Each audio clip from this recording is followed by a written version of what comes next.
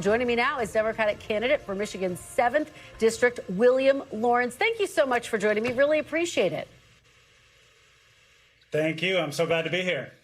Well, we are so glad to have you. This is literally the home stretch, just hours to go. So what is your closing message to voters? If you want an unbought, independent-minded candidate who is going to stand up against AI data centers, fight back against these stupid wars around the world, and bring our money home to invest in the American people, I would love to earn your vote before the polls close at 8 p.m. And how do you see the stakes? Because the moderate Democratic voters seem to be split between your opponents right now. Has this effectively given you a path to be the front runner? How do you see it? You know, I think voters are tired of corporate-funded candidates on both sides of the aisle, whether they be Democrat or Republican. And we've built a powerful grassroots movement in this district by standing alongside regular folks against the billionaires in Silicon Valley and Wall Street and the insiders in Washington, D.C.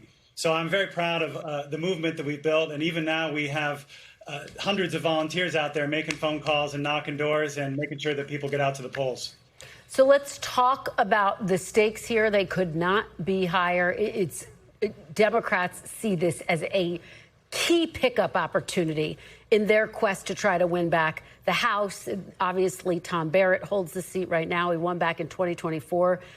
And there are concerns, as you know, that a progressive candidate may struggle in a swing district. I want to read you what State Senator Sarah Anthony told the New York Times. She said, quote, "People are absolutely worried about Lawrence being able to beat Barrett." She added, "The recriminations could be harming our party in ways we can't see yet." What do you say to those concerns? How do you respond? I feel great about our chances to beat Tom Barrett in November because he has not shown up to do the job. He does not answer to the voters. He's voted to cause all of our health insurance premiums to rise. He voted twice for this disastrous and expensive war in Iran. And he hasn't shown up to do a single town hall because he knows he can't answer for his record. So we've been really building this campaign on the foundation of accessibility and showing up in all the places where Barrett has refused to and serving the constituents in the way that he has not. So I'm excited about the opportunity, should things go our way tonight, to unite the Democratic Party along with independent and frustrated Republican voters to send an unbought and independent-minded representative of Mid-Michigan to Congress.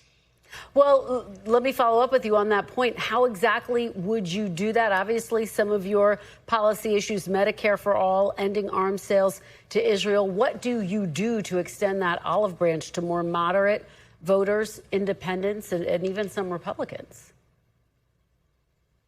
Sure. Well, on that latter point, we see that as a major point of commonality.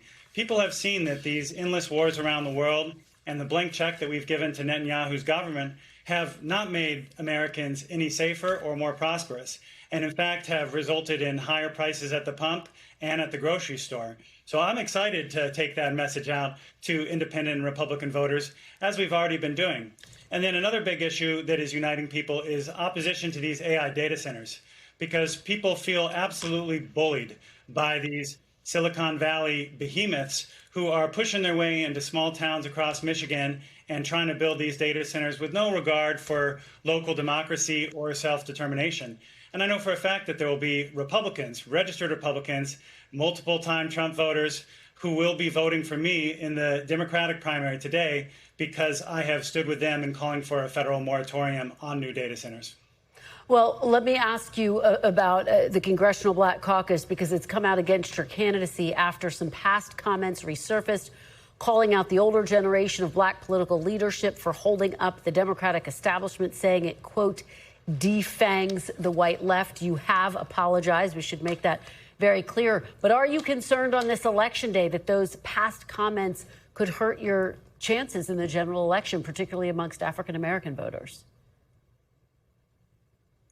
You know, I'm really proud of the work I've done alongside the African-American community here in the Lansing area, especially on the issue of housing, stopping unjust evictions, building affordable housing, and creating pathways to home ownership in partnership with Black-led organizations. So people know where I've shown up and the work I've done. A lot of folks here in the Lansing area have reached out to have my back amidst the controversy about my past comments, which I have apologized for. And should things go our way tonight, I look forward to sitting down with the CBC in D.C. and introducing myself and mending fences so that we can flip this district in November. And let me ask you, whoever wins tonight, will you back the winner in a general election?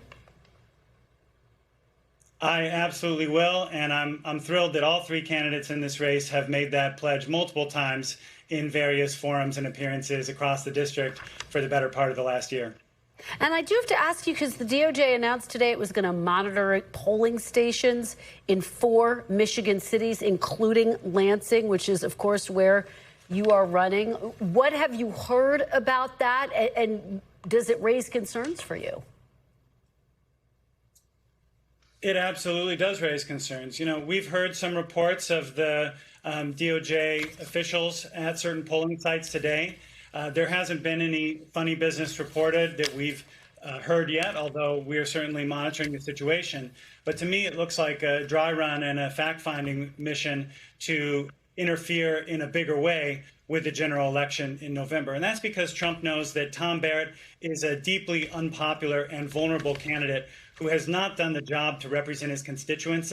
And so he's in big trouble this November should Trump not intervene to try to interfere with the election in some way. All right. Well, we will be watching all of this unfold very carefully. William Lawrence, thank you so very much. We're going to track your race throughout the night and bring folks the results as we get them. We thank you for watching, and remember, stay updated on breaking news and top stories on the NBC News app or watch live on our YouTube channel.